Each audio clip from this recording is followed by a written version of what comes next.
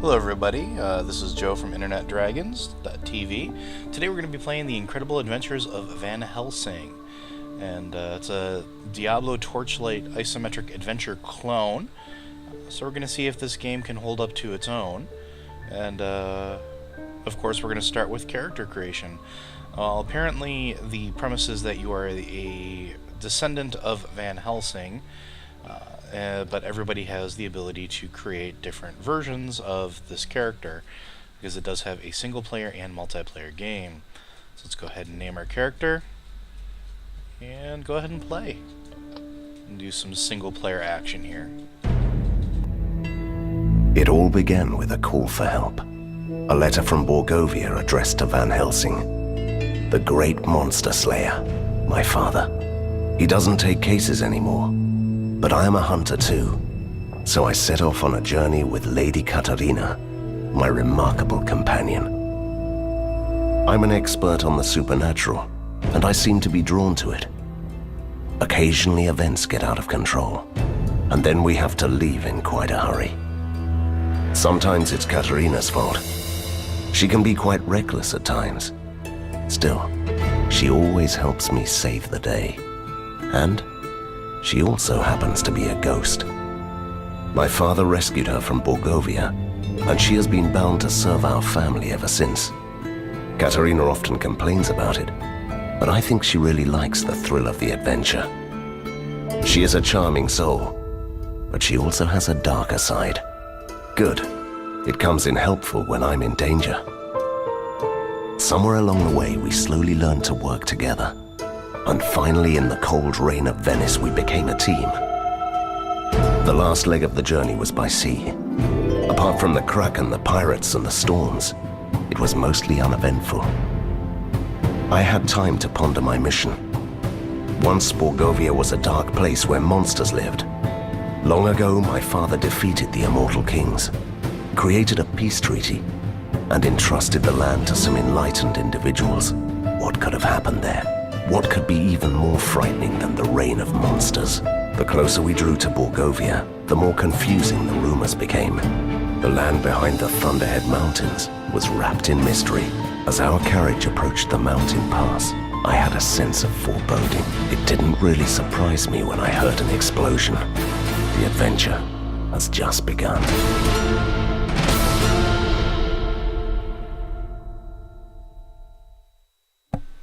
Okay, I'm actually a fan of those types of openings. I like the whole story overlaid with the map, going from place to place. I actually think I like that better than cinematic entrances or intros that these games usually tend to get.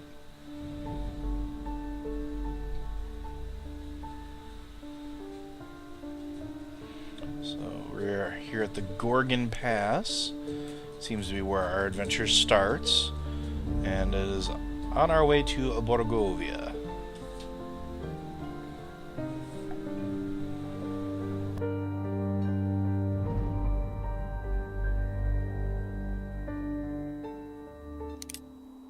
How did he survive that?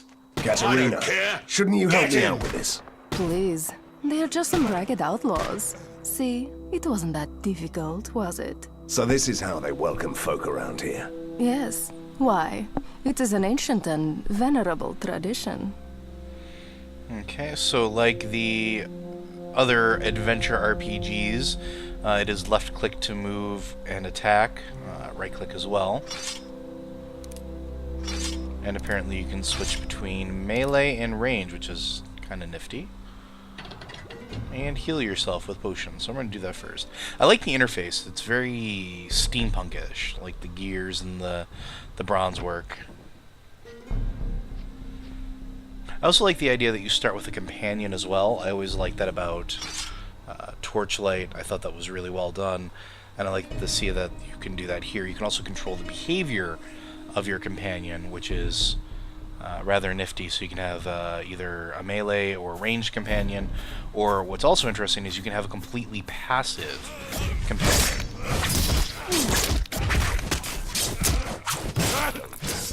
And that passive companion gives you essentially a defensive bonus, so it's still useful to you, but maybe not necessarily in combat.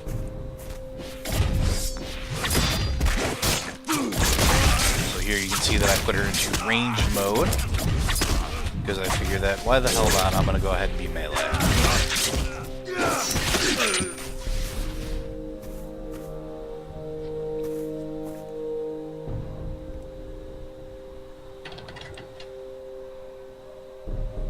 Go ahead and heal up here.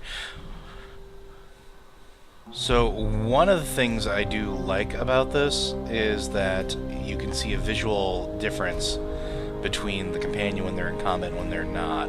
So if you look at her right now, she's just this innocent little, look, I don't want to say innocent, but normal-ish looking female ghost figure. You see here, I'm going through my inventory and going ahead and equipping some stuff.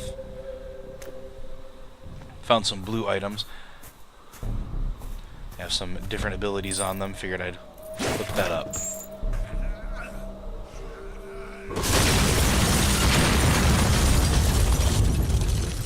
Oh my. That was stupid. I'm impressed, actually. They do have a sense of theatrics. We could still fly over the chasm. Really? Oh, right. Sometimes I forget how human you are. We should follow the normal pathway there. I do like the idea that the main character, your character, has a voice.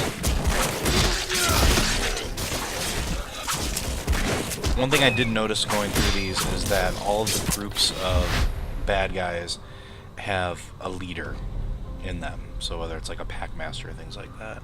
So you can see I leveled up, and we're going to start by going through our abilities here. Body, dex, willpower, and luck. Luck is like your magic find. Body is hit points and your damage as far as physical melee goes. Dex is your ranged. Willpower is for magic. And then you can see that there are skills on the right hand side as well. So here you can see I'm pumping everything into body because, well, I want to be a melee monster. And see here there are different trees. You have Mystic Warrior, which is like the melee. Occult Hunter, which seems to be the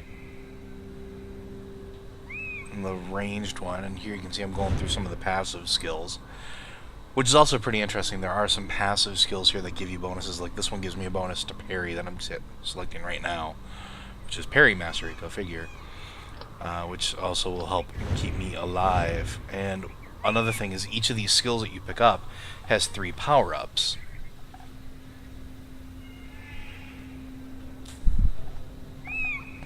And you have these things with their tricks and auras. Tricks and auras are kind of like magic spells that you get to use, or abilities that you get to use. Some of them are passive, some of them are active, which is kind of interesting because it gives you a nice way to customize your character for multiplayer play.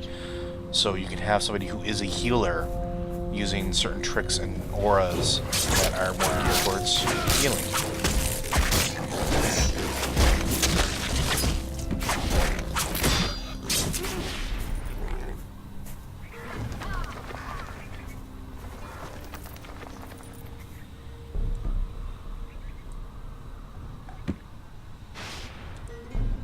Over here, just upgrading my stuff as I go along.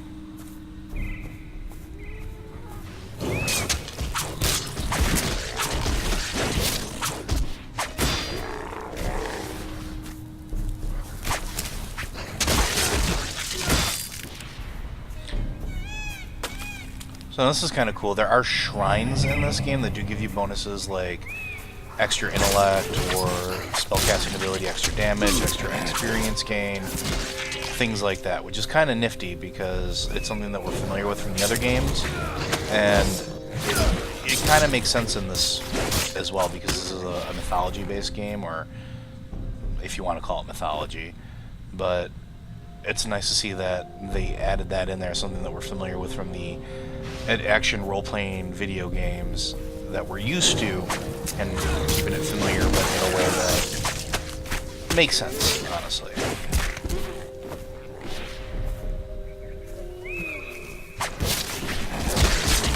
Now, you'll notice that during combat there are things that pop up at different levels of vials above the different abilities, and you can see that in the bottom middle interface there.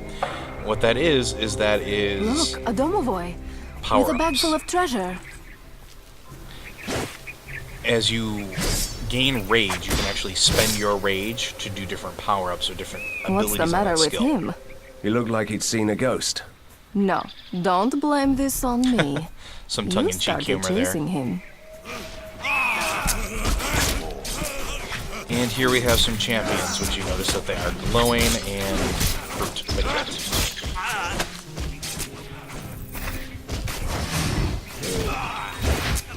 That runic ability on the ground, you'll notice that that is the heal that I just used, which if you decide to go healing spec will be your main heal for the group. Now let's see here, we have reputation gain, and these are perks that you get, whether it's more damage in melee, more companion abilities, natural healer which lets you heal for more, second chance which gives you another chance when you close to death, and then collector which gives you more inventory space. I believe here I went with collector.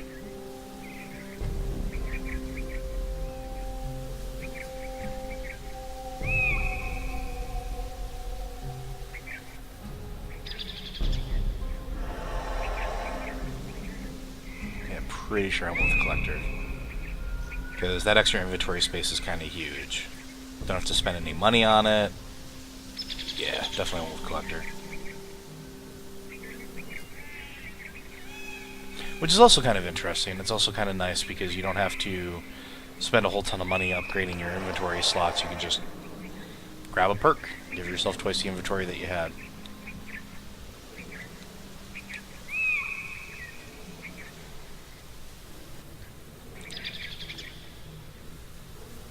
I believe here I decided to go with another active skill, which is basically like an electrified sword.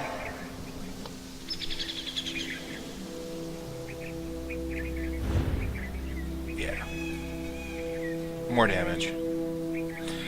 And the reason I did that is if you notice that the way the trees go right here is that you have to have both of those skills in order to go down into that middle tree. And that's kind of the direction that I want to go here.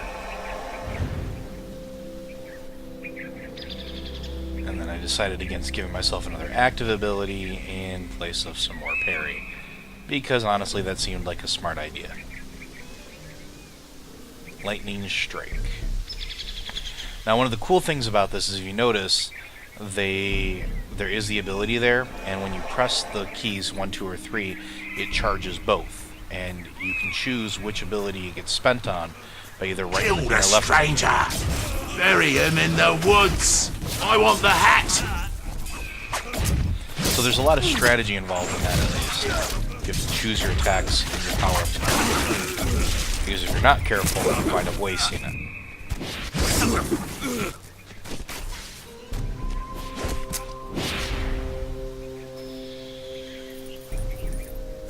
This forest will swallow us whole and spit out my bones. And still no sign of a decent inn. Why would you need an inn? You're a ghost. So I'm supposed to here spend the rest of you my level nights up. among the trees like a peasant girl who got lost in the woods. I'd love the idea. Which I think is actually kind of nifty. I think it's kind of cool that the companion can level up and you get to choose it. Not only does your companion have ability points just like you do, but they also get skill points, so you can kind of customize what they do here. So you can see I'm looking at incorporeal defense, which gives me damage reduction, and I'm kind of okay with that. So we're going to go ahead and put a point into there. Debated 2 points, but then I also decided to give her some more range oomph, so she can fear things. And then because I do want her to be more of a caster, I think I want to putting the points into willpower. Yep. Since I'm going to be in melee, I figure that it would be better if she's at ranged with more power. Let's see here, I'm just kind of going through my inventory, seeing if I have anything that's upgradable.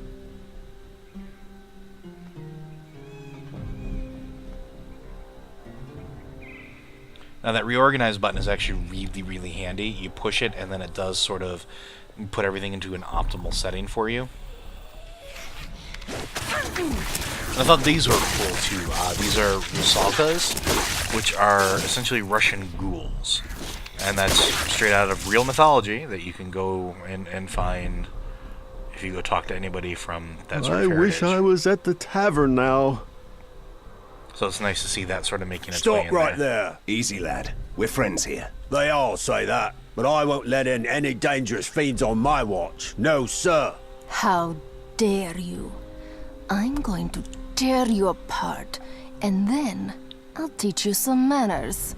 No, I didn't mean you, my lady. The undead nobility of Borgova are always welcome to haunt here, but you, with the Van Helsing hat, we don't like your sort here, with your weapons and bad manners. I am a monster hunter. Of course you are. Or you are just a troublemaker.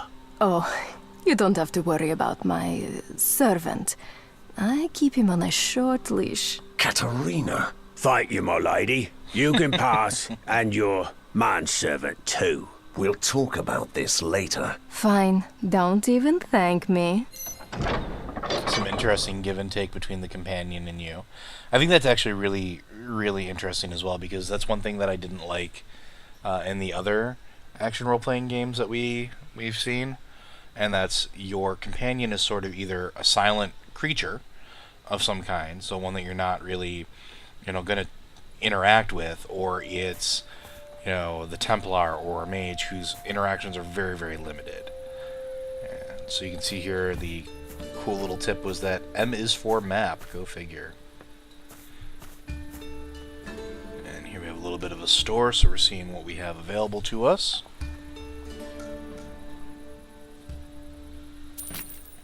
Pretty sure I sold everything and just went on a buying spree.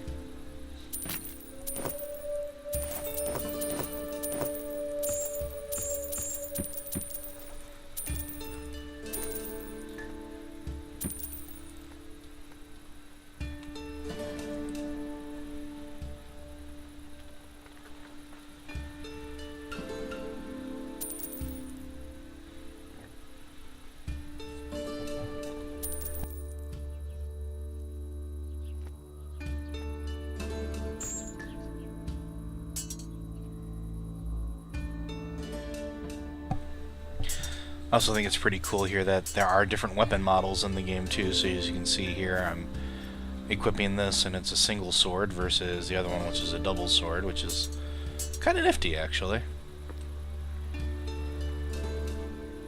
I don't know, I always kind of like the difference in visual on the character. Kind of gives you a little bit more uniqueness. And in a game where it tends to be a generic character, that's something to note.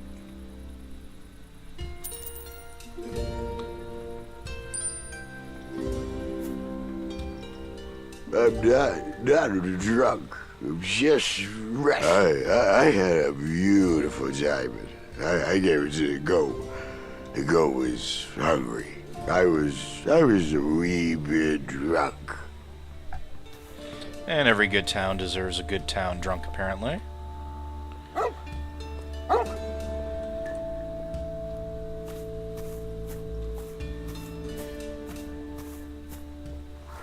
They're watching us. Mighty creatures control us from above. little tongue-in-cheek humor here. This is something I haven't really played around with yet. Apparently you can set combos, which is you can have in combat certain abilities that trigger in a certain order, so certain power-ups in a specific order when you're in combat. Who was this man? This is the statue of King Borislav the Just. Just Borislav, as we say around here. He used to be a great king, the last mortal who could rule Borgovia, before he disappeared into the ink. And why are there empty holes at his feet? That, my friend, is a true mystery. You know, I'm kind of curious if that goat that ate the diamond, if that's one of those gems that needs to go into that slot. Wouldn't be too terribly surprised. Let's see, apparently there's a quest here. A proper hunter, at last. And suddenly someone appreciates me. Bah! They all forgot that monsters are dangerous. That's what peace does to you. Is there anyone who can tell me more about Borgova? Talk to the Alchemist, if you can. But the Romany travelers put a curse on him, so he can't speak anymore. Oh, they love curses. It's nice to see that they are sticking to tradition. Katerina, please. How can I help that poor man? Go to the Romany tribe and ask them to remove the curse. Okay, apparently we are going to follow the breadcrumbs here. Let's see, we have a little storage here. Apparently we have storage for you and your companion, which is kind of nifty. Looks like you'll get some companion-specific gear at some point. And Ink Gate. Apparently this is their version of waypoints.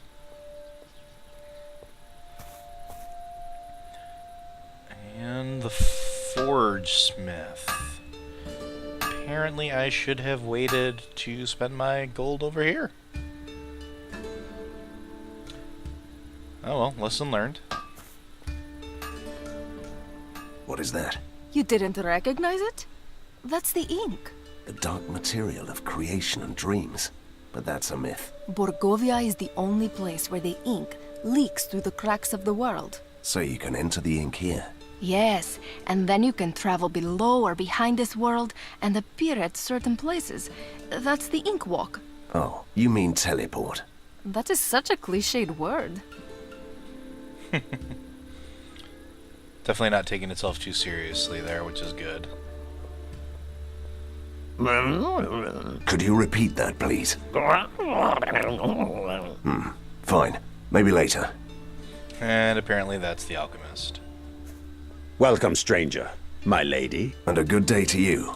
We must get to Borgova. The bridge has collapsed. Then you need to talk to the village mayor, who knows the pathway through the forest. And where do I find him? He went out to investigate a wagon that got lost on the forest road with some valuables. He hasn't returned yet. It's never that easy, my dear Van Helsing. More breadcrumbs. How convenient.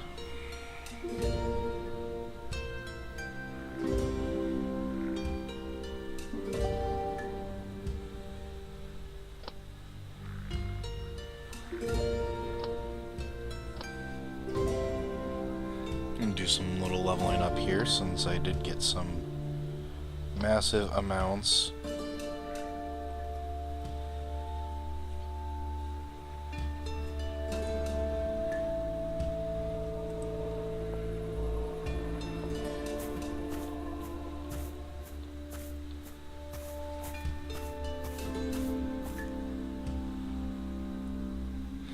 And here we go, following the breadcrumb trail out into the great blue yonder.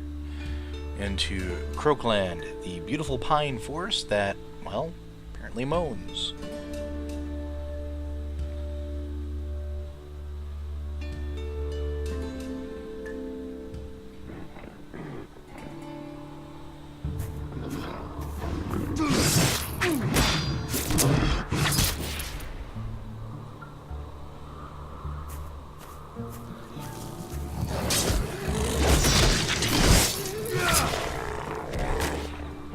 Now we are going away from normal wolves, and it looks like there are some Russian werewolves hanging out in the background there.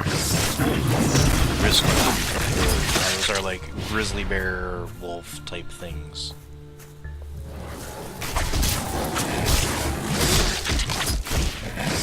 And apparently there are lots of nasty things over here.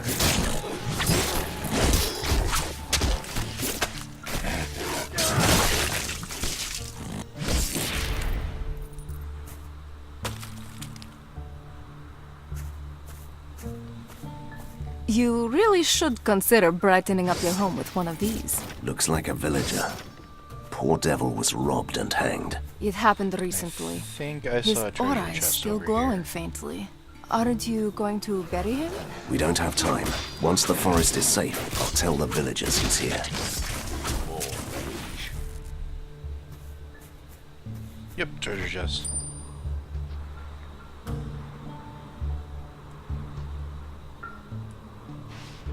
Interesting. Okay, so there are item quality levels based off color here. So it looks like blue is your standard. This has some magical ability. And then yellow is the next step up.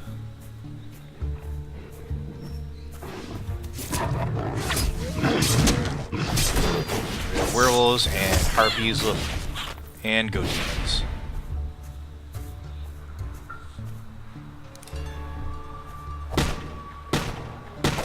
Switch over to ranged here real quick for just a little bit. Try to clean that up without pulling too many of them.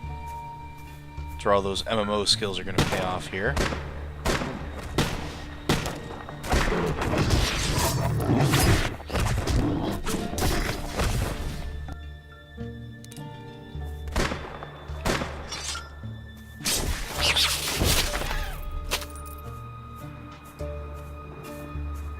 Oh, and these ones are glowing pretty bad. Oh man. Apparently these are champions, and they hurt quite a bit. Apparently most things have a magical ability of some sort. The ones that glow or have special color names just have that much more in the way of special ability.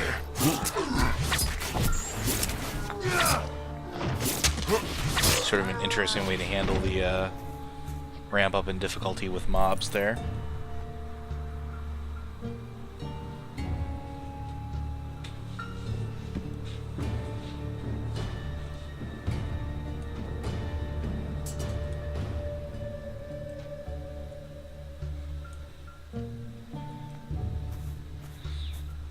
And now we're gonna head back off.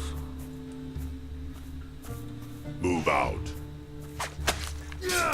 Identify yourself. Hold. Suspicious citizen detected. Those are essentially Dread Knight, Russian Terminate Dread your Knight. hostile behavior. Oh, a gruesome puzzle. Let me see. The wagon was attacked by the soldiers. And werewolves. No, the distribution of the paw prints is all wrong. They just rushed in and out.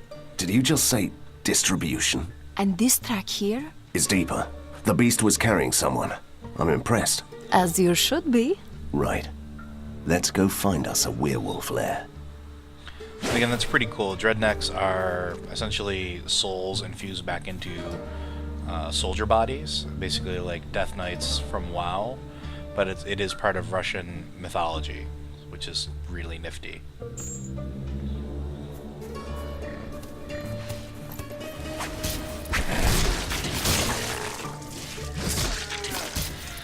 And those are glowing harpies.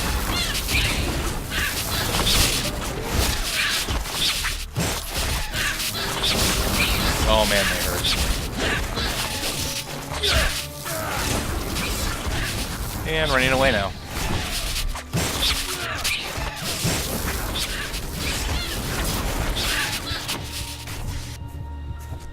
And kiting. And trying not to pull anything else.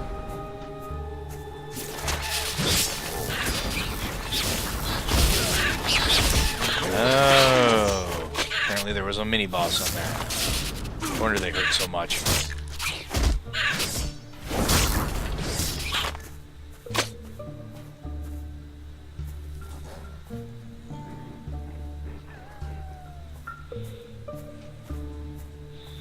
And some more wolves to beat down.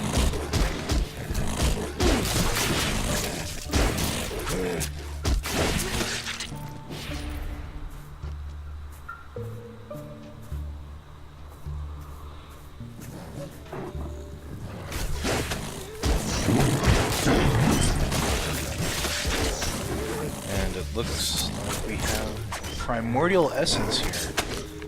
What are these?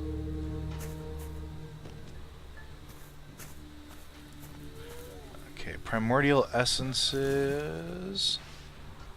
Okay, so they're like gems. They can be socketed into gear to give it better abilities.